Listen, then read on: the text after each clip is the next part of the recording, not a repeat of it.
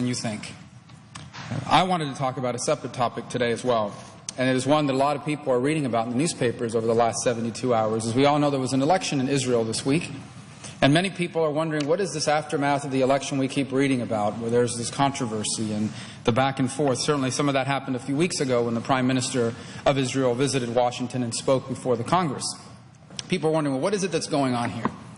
And why is there so much controversy around all this? And I wanted to take a moment to delve deeper into this, because this is important.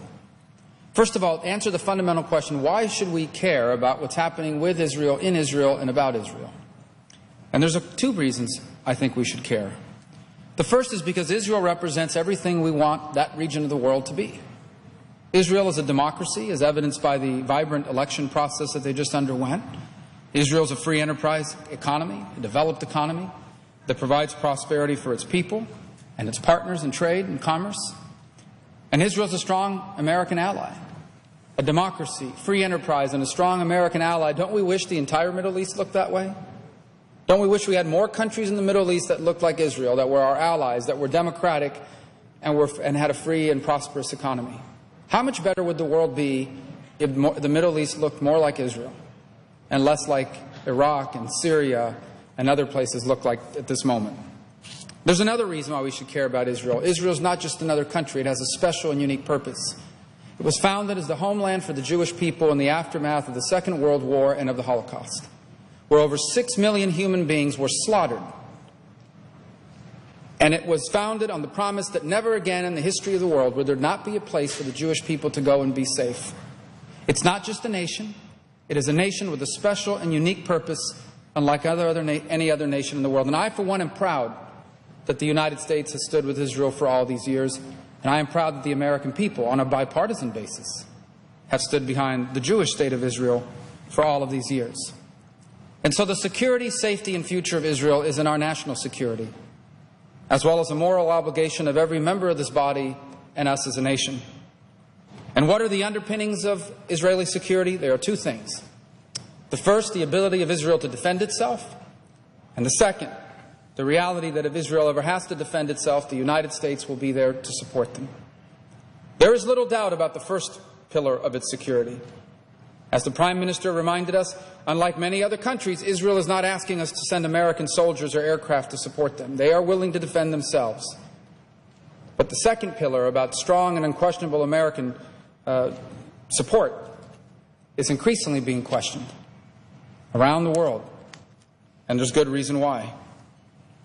Let's begin by the aftermath of this recent election. As far as I know, maybe this has changed in the last few hours, after this election, the President has yet to call the Prime Minister. That is unlike, of course, the fact that in March of 2012, he was among the first to call and congratulate Putin in Moscow. Or that in June of 2012, he was among the first to call Morsi and the Muslim Brotherhood when they won the Egyptian presidency. Or that in November of 2012, they called to congratulate the top Chinese communists on their new position, which, by the way, is not elected in the way you and I would consider there to be an election. Or the fact that in 2013, it was a historic phone call they brag about, how they called the Iranian president and congratulated him on his election. And of course, in August of 2014, he called to congratulate Turkey's President Erdogan, and on and on. Time and again, this president has made a habit of quickly calling these leaders when they win. But as of 4:40 Eastern Time, as far as I know, that call has yet not been made. And thinking about all the things that have been going on with Israel, you would think they would be quick to make that call. It hasn't happened. Maybe it has already, but it certainly didn't happen far enough. But where does this come from? Is this new? Is this something that's just happened recently? It isn't. In fact, you can start to see the trends here pretty early. In October of 2008, then Senator Obama told an audience in Cleveland, quote, "There is a strain within the pro-Israel community that says that unless you adopt an unwavering pro-Likud approach," which is one of the political parties in Israel, "unless you adopt an unwavering pro-Likud approach to Israel, then you are anti-Israeli," which is a silly comment to make since at that time that party had been out of power. In January of 2009, the President, upon taking office, makes a quick phone call to the Palestinian Authority President, Mahmoud Abbas, before he even phoned the Israeli Prime Minister. "This is my first phone call to a foreign leader, and I am making it only hours after I took office. Abbas's spokesman was quoted Obama saying. In June of 2009, the President hosted American Jewish leaders at the White House, and he reportedly told them that he sought to put, quote, daylight, unquote, between America and Israel. Here's the quote that someone at that meeting says he made, quote, "For 8 years during the Bush administration, there was no light between the United States and Israel, and nothing got accomplished," he declared. In September of 2009, in his first address to the UN General Assembly, President Obama devoted 5 paragraphs to the Israeli-Palestinian conflict, in which he declared, to loud applause, by the way, in the United Nations, no surprise, quote, "America does not accept the legitimacy of continued Israeli settlements," end quote. And he went on to draw a connection between rocket attacks on Israeli civilians with living conditions in Gaza. There was not a single unconditional criticism of Palestinian terrorism. In March of 2010, Secretary of State Hillary Clinton berated Prime Minister Benjamin Netanyahu on a now infamous 45-minute call, telling him that Israel had, quote, "harmed the bilateral relationship," end quote. By the way, the State Department triumphantly shared details of that call with the press.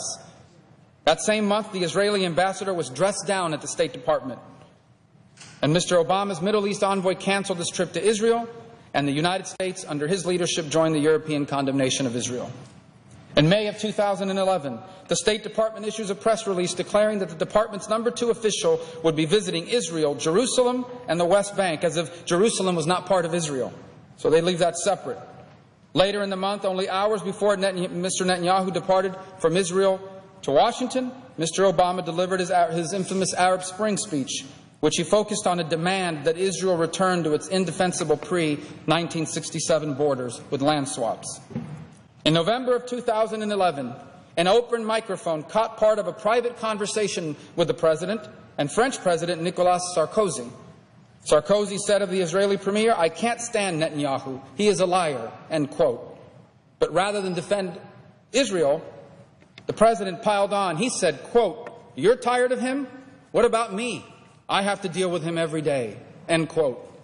February of 2012, at a conference in Tunis, the Secretary of State, Hillary Clinton, was asked about Mr. Obama pandering to, quote, "Zionist lobbies," end quote. And she acknowledged that that was a fair question, and went on to explain that during an election season, there are comments made that certainly don't reflect our foreign policy. 2014, during the Gaza conflict, the White House and the State Department criticized Israel for the deaths of Palestinians who were being used as human shields by Hamas. But far worse and far more suggestive was the President's true feelings, was the decision to try and use arms supplies to Israel as a pressure point against Israel. In October of 2014, an anonymous administration official called Prime Minister Netanyahu a chicken. I can't even finish it. So that's what's happened up to this point. That's what's happened up to this point. Now, what's happened now? An election just happened 2 days ago. The first thing the White House says is, you used a lot of divisive language in that election. And that is saying a lot from someone who's been elected at least once, probably twice, on extremely divisive language. But what about when Iran had a fraudulent election in 2009, and the people of Iran took to the streets to protest in the famous Green Revolution? You know what the White House said? We're not going to comment on that election because we're not going to interfere in the sovereignty of Iran. So they will comment on the elections of an ally, calling the rhetoric of the election divisive, but when an enemy, which is what Iran is, has a fraudulent election and kills people that protest against it, we can't comment. We can't comment because that would be infringing on their sovereignty. The other thing that's happened is the Prime Minister made a statement about how a two-state solution isn't possible given the current circumstances. And what does the White House do? They jump up and say, well, then that means we may have to reconsider. We may have to go to the United Nations Security Council now and support a resolution. That means not use our veto authority to stop a resolution that calls on Israel to create a Palestinian state with 1967 borders. Why would the Prime Minister of Israel say that, by the way? He's right. The conditions don't exist. You want to know why the conditions don't exist?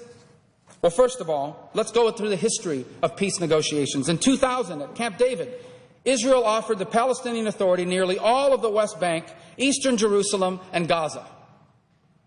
And the Palestinians said no. In 2000, Israel withdrew from southern Lebanon. You know what that is today? A place where they launch rockets against Israel. In 2005, Israel withdrew from Gaza. You know what that is today? A place that they launch rockets against Israel from.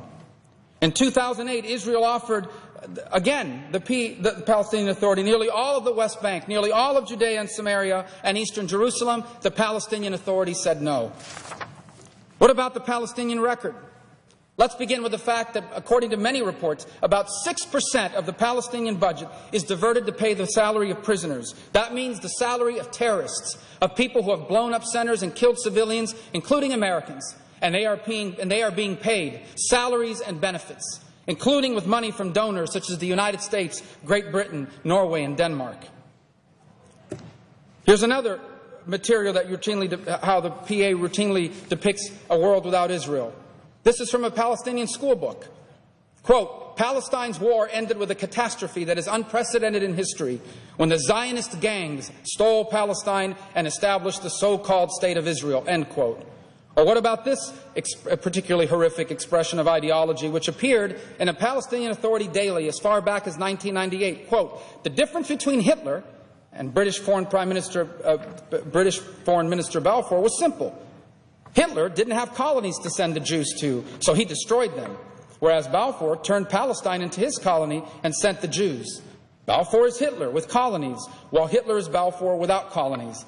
They both wanted to get rid of the Jews. Zionism was crucial to the defense of the West by ridding Europe of the burden of the Jews, end quote.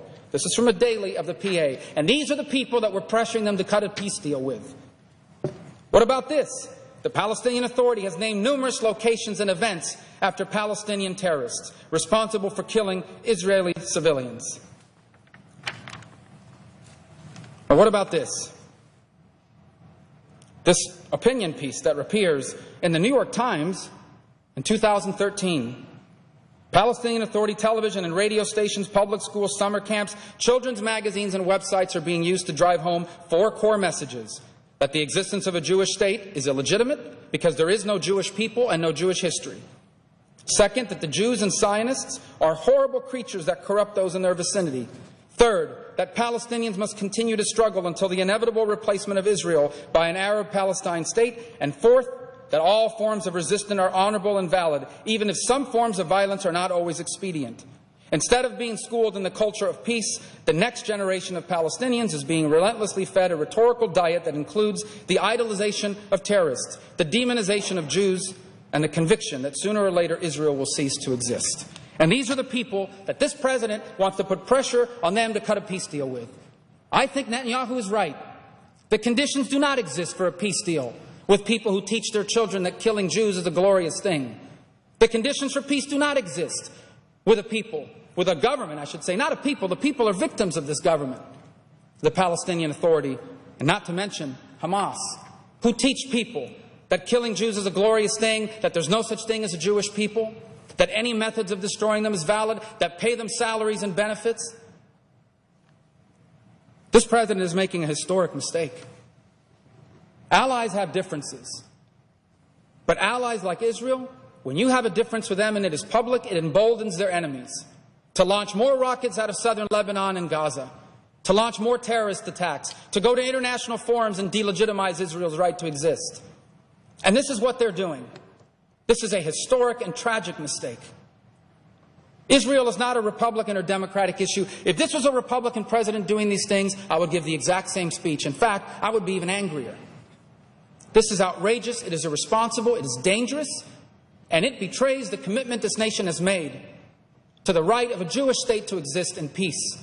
No people on earth want peace more than the people of Israel. No people has suffered more at the hands of this violence and this terrorism than the people of Israel. And they need America's support, unconditionally. If there are differences, they need to be dealt with privately, like you do with other allies. And more than anything else, they deserve to be treated with more respect, not less, than the respect this president and this White House is giving the supreme leader of Iran. For he would not dare say the things about the supreme leader of Iran now that he's saying about the prime minister of Israel, because he wouldn't want to endanger his peace deal or his arms deal that he's working out with them. I hope he'll reconsider. I hope the bipartisan nature of our support of Israel is reinvigorated. I hope that once again this body, this Congress, and this government will recommit itself to this extraordinarily important relationship. Because if America doesn't stand with Israel, who would we stand with? If Israel, a democracy, a strong American ally on the international stage, if they are not worthy of our unconditional support, then what ally of ours around the world can feel safe in their alliance with us? With that, Mr. President, I yield the floor.